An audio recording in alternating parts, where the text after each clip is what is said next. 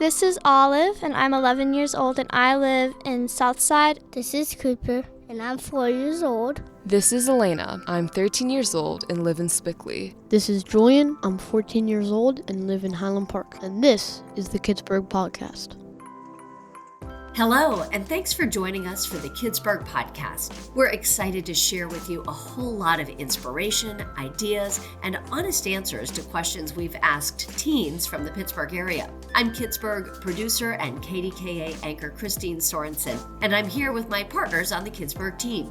I'm Melissa Rayworth, the editor at Kidsburgh, and I am so glad we can share today's interview about healthy, easy ways to feed our families. And I'm Kidsburgh's director, Yu-Ling Cheng.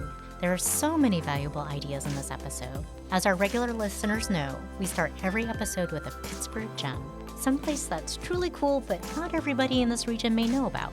Today, we're talking about indoor pools at local YMCA locations.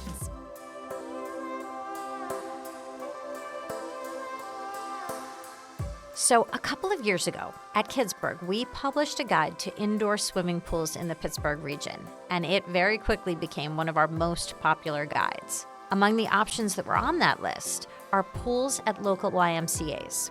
Now, there are several pools at Pittsburgh YMCAs in the city and surrounding areas, and then many further out as well. And they offer day passes for non-members. So you can get a membership and your family can go year-round and drop in anytime throughout the winter. But you can also get a day pass if it's something just out of the blue your family would like to do.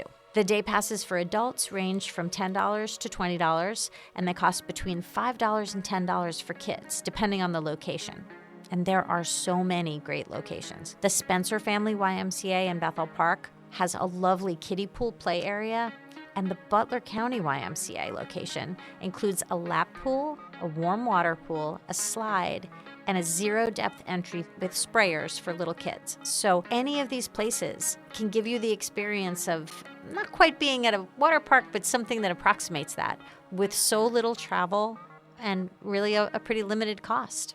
You know, and this is something you don't think about doing in the wintertime, and you should. It's a great way to spend time together. You get so much exercise in. I mean, I think swimming is something really fun, but you really burn a lot of calories. The kids have fun.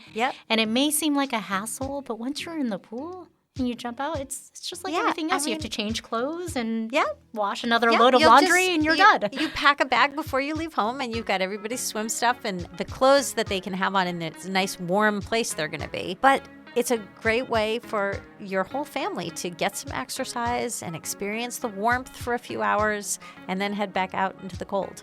And I love how you can't have a screen, iPad, a phone in or near the pool. So it's just pure good old-fashioned fun. There's always fun games that kids come up with in the pool, and there's just so much room for so much play of all ages. Yeah, and it's just kind of a nice surprise in the middle of the winter to say to the kids, hey, let's go swimming today. So at kidsburgh.org, you can find our guides to indoor pools and indoor play spaces, as well as outdoor fun and exercise options that you can find throughout the Pittsburgh region. To learn more, look for the links at kidsburgh.org/podcast.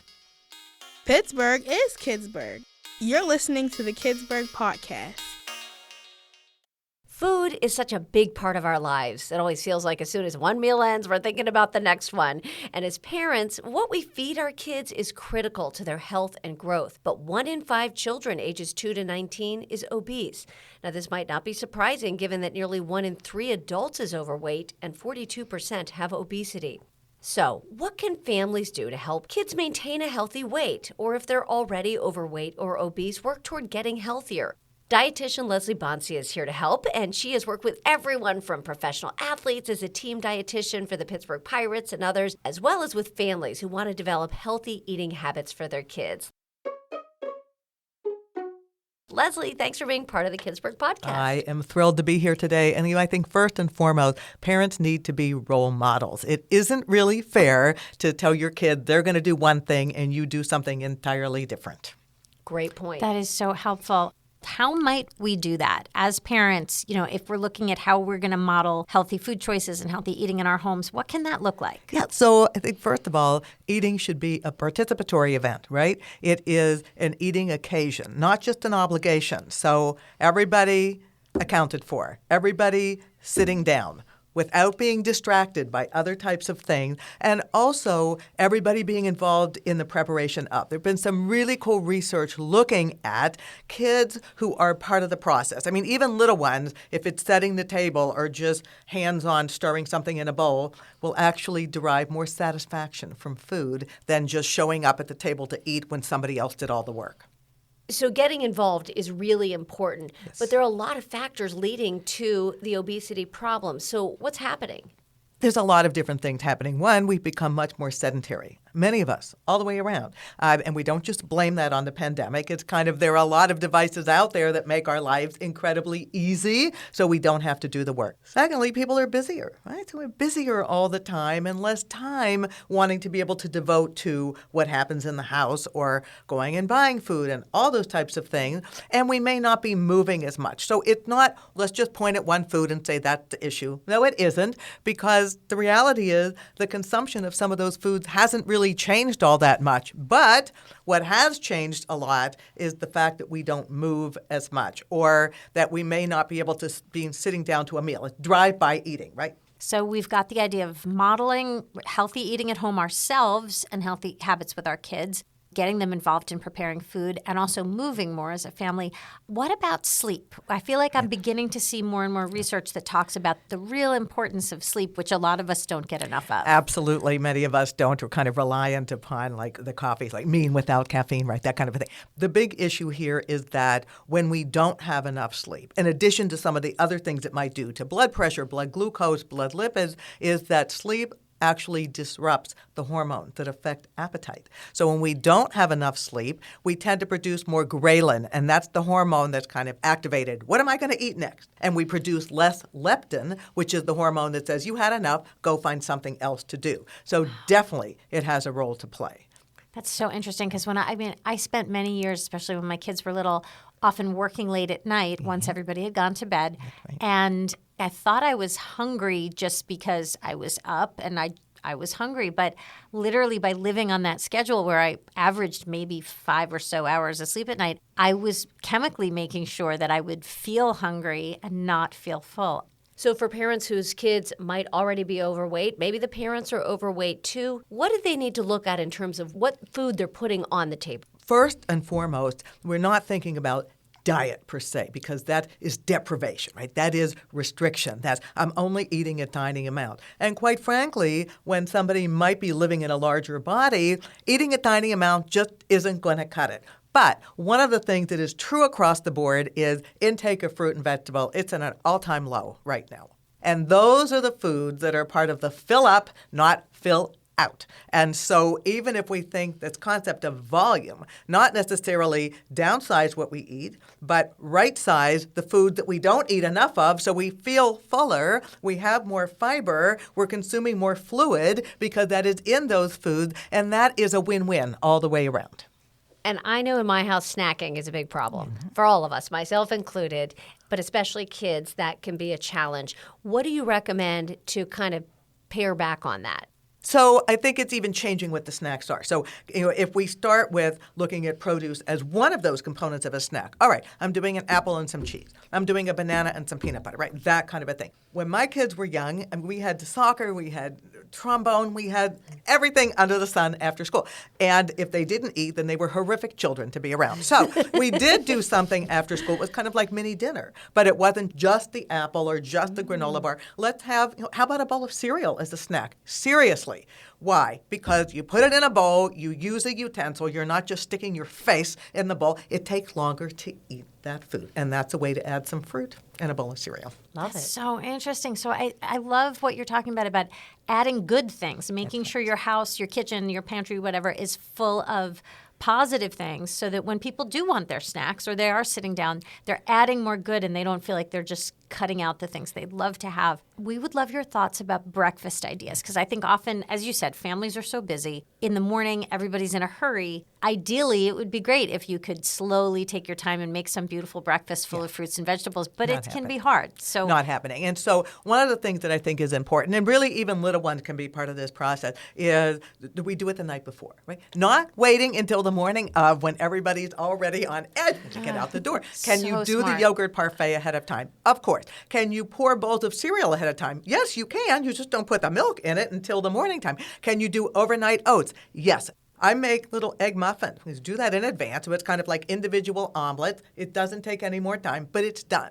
And so then we have that ready to go. Or even the idea of a wrap ahead of time. You can do peanut butter ahead of time. Just wait and put the banana in the morning, and there we go. All right, so we got breakfast down. Let's talk lunch.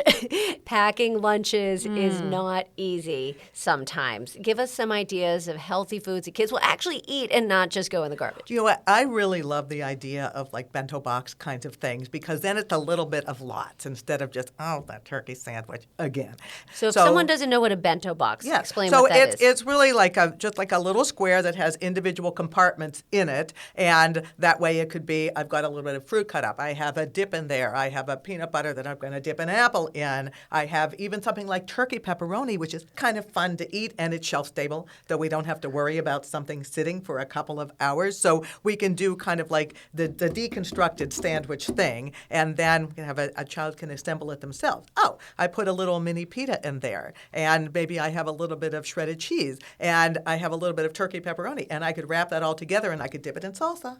Love it. So, I mean, these types of things, and kids can be involved in the process. Why should mom or dad, or whoever the caregiver is, grandma, have to be making the decisions all the time? How do we know what our children like? We don't, and let them be part of it. And I want to ask about drinks, because sometimes people don't think of the calories in drinks. What do you recommend for kids, especially when it comes to juice? Volume is the thing. So when we think about juice, a half a cup of juice is equivalent to what a piece of fruit would be. But not a thermos filled with. The ones that are the individual one with the straw, yes, that's the size that we're talking about. If it's going to be something larger, we could put 4 ounces of juice into the thermos and fill the rest with water. That works. Then we're still getting the fluid in, but it isn't so much. There are other products that are out there. Plessy is one of the ones that's out there that it's a little lower in terms of the sugar content. So I think it's really important for parents to look at that. And then certainly the options in school. I was asking our almost 8-year-old little man is what he drinks for lunch at school. He said, well, Grandma, they have regular milk and then they have chocolate milk. And I said, which one do you pick? He said, it depends upon my mood for the day. But all right, fine. But he's having milk because it's there. And that's another option. Water is an option. And a lot of things that are targeted to kids, it's like calorically, it's a lot. And one of the things, especially with kids that are living in larger bodies, is you don't feel full when you drink a beverage that has a high calorie cost. You feel full when you eat a food that takes up real estate in the stomach. So that's really where we want to be selective on where we emphasize the calories. And to be clear what those foods are, those are not processed foods. Those are, whole foods and proteins? But, when we think about processed, so if you bought a canned green bean, there's nothing wrong with that. It's just that it's been heated, so that's the definition of processed. But in general, any kind of a fruit or a vegetable, even something like popcorn. Why popcorn? Because that takes up a lot of room in the stomach. That's a high-fiber food. That's a fun food to eat. And again, sometimes with kids that are living in larger bodies, it's a volume thing. Well, if you give me this much, I know I'm going to be hungry if I have a teeny tiny amount. If you just air pop some popcorn at home and create this mix, like you said, maybe you do throw in just a few chocolate chips or something, then, like you said, that can take up a whole lot of space in a school lunch and the kid's excited, but they're not getting a bunch of other chemicals. And because they're getting something that requires chewing and bigger volume, that's far more satisfying, right? Than just, I've got a little bar and, I ate that in 2 bites and now what? Yeah. And I think the other thing is utensils. I'm a very big believer in that. We feel more satisfied when we eat something with a utensil because it takes longer to eat it. Wow. If it's a handheld food, it's 1, 2, 3, and we're done. So nobody's cutting a bar into little pieces, right? That would be weird. But, with a pasta salad or even with something like popcorn, we don't eat that quickly. It takes us a little bit more time. Or if I have a fruit cut up and I'm dipping it in something, that's taking me longer to eat it. Yeah. And that's part of the satiety, right? It's not just about what we eat, it's how we eat the food. All right, well, you've given us such good ideas about breakfast and about lunch. dinner, especially weeknight dinners, I think can be very challenging for busy families. Like you said, so many people have after-school activities, whatever. So are there any strategies you might share with us about making sure that the weeknight meal is hopefully something that's going to make everybody a bit healthier and not potentially contribute to obesity? Because you can understand why so many families may end up passing through the drive-through or whatever because they are so busy on a weeknight. And this is also hands-on, hands-in. Everybody is part of the process at dinner time, and that ability to customize and individualize. So if we do tacos, okay, so-and-so wants to have some chicken and salsa, and so-and-so wants to get a little bit more adventuresome and put some shredded lettuce or cabbage on there. It's the same item, but everybody can customize to the way that they want. I'm a very big believer in incorporating the beans, but a lot of kids eat from Chipotle, and that's the bean that they use there. Or when they're mashed, like a little bit of hummus can be there as part of a meal. It can be incorporated into a salad dressing. It's like, okay, there's the bean. Or this cannellini bean, pureeing them in mac and cheese. I am telling you now, nobody knows that they're there. That's a really easy thing to do. It adds the fiber. No difference in the taste, the stir fry thing. It's kind of one thing is, who wants carrots and who wants celery and who wants whatever, and then that's still a simple thing. And when we are talking about kids that are living in larger bodies, or even parents for that matter, kind of the look at the plate is ideally one half of the plate is going to be produce. Now, that could be fruit as part of dinner. It's not like that can't be. It could be fruit and vegetable. And then 1/3 of the plate is the protein. So if that's chicken, if that's fish, if that's meat, if it's tofu, whatever. And then 1/4 of the plate is the rice or the pasta or the potato. Because honestly, when we eat spaghetti, it's not that anybody's saying, plain noodles, delicious. Like, no, it's the stuff that's on it that makes the difference, right? So that kind of a thing where we're changing the balance of power on the plate actually makes it a lot more enjoyable. But even this idea, when we go out to eat, and if we order more than one item, do they bring the appetizer, salad, and entree at the same time? Never. No restaurant does that. Okay, let's all have salad first. And then let us get our food. Why? It takes longer to eat that way. It makes it an active meal. And the other thing I will say, I'm a very big believer in this, except maybe for holidays when everybody wants to showcase what they've made and they want it on the table, do not serve family style. Because a lot of time that spoon is there and it finds its way onto our plate. It's like, how did that happen? Because it's right there. Let kids also portion themselves. Not parents portioning for them. Really? We do not know what it is that our kids need to eat. And sometimes, everybody gets the same amount. That's not necessarily appropriate for a 5-year-old versus a 45-year-old, right?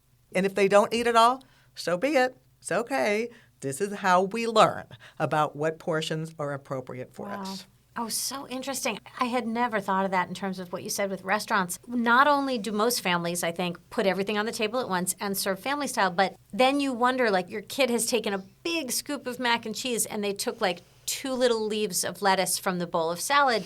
If, like you said, you put out that bowl of salad first, and this comes back to your modeling behavior, everybody's going to have their salad first. The adults do that, the kids do that.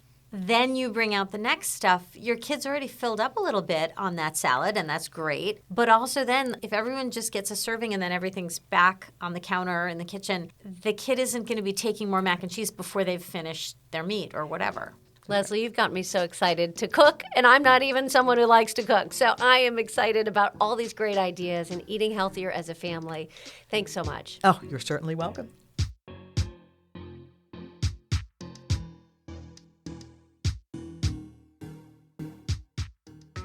My takeaway from this interview is you just have to make it a priority to have a good diet, to sleep well, to move around, right? You can't keep thinking I'll get to it. You have to make it a priority. And the reason why, this is what I really took away, is because I have to be a good role model for my kids. And I need them to understand that eating well, sleeping well, and exercising is important. And if I'm not doing it, my kids won't be doing it. I really loved what she had to say about getting kids involved in preparing food, just being a part of all the steps of the meal, that's not just something occasionally once in a while if they feel like it, they get involved, that it really ought to be a regular thing. I kind of wish I had done more of that when my kids were younger, but I think it can start at any time. And I love how she makes it fun. I mean, whether it's packing lunches or coming up with recipes you can do together. It doesn't have to be a chore, because it does happen a lot. Every single meal, it's like, here's another one. What are we going to eat? But she really came up with some fun ideas, and I think food can be fun as well as healthy. Absolutely. And you can find a link to Leslie Bonci's website with more resources at kidsburgh.org/podcast. You're listening to the Kidsburgh podcast. Pittsburgh is Kidsburgh. Does your child like to cook? The students at SLB Radio's Youth Media Center helped us out by asking other students this question: what are your favorite dishes to make? Let's hear what they said.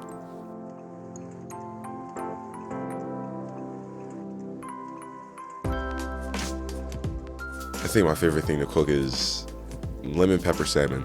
I make the best when it comes to that, because I get it from my dad. He used to make salmon a lot, so it was kind of like I got my attributes from him. I'm going to say I'm not that well of a good cook yet, but something that I like to make, chicken Alfredo, and it turned out pretty good. I'll normally make some type of like pasta, because I feel like it's kind of easy. You just put like the pasta and you put it in the water, you boil it, and it's basically done. And I add like some type of like cheese sauce, because I find that kind of easy, or I might just put like Parmesan and like butter on top, and like it starts to melt a little bit. I love it. Oh, my favorite dishes to make, I really like a lemon and shrimp linguine with like a garlic sauce and spinach. I also like a bunch of different types of fish, especially if like I caught the fish and filleted it. Like if I do like breaded fish, then it tastes really good. From the Youth Media Center at SLB Radio, I'm Evan. This is Isolena. From the Youth Media Center at SLB Radio, this is C. This is Travis. We covered a lot in this episode, and we've got much more to come in the next Kidsburgh podcast. We'll be dropping 3 more new podcast episodes in the coming weeks, and you can also check out the episodes we already have out if you haven't heard them already.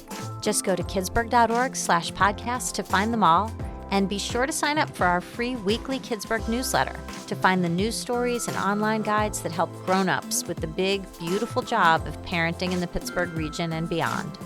Thanks for joining us for the Kidsburgh podcast. This is Rocco. I'm in 7th grade and homeschooled, and this is the Kidsburgh podcast.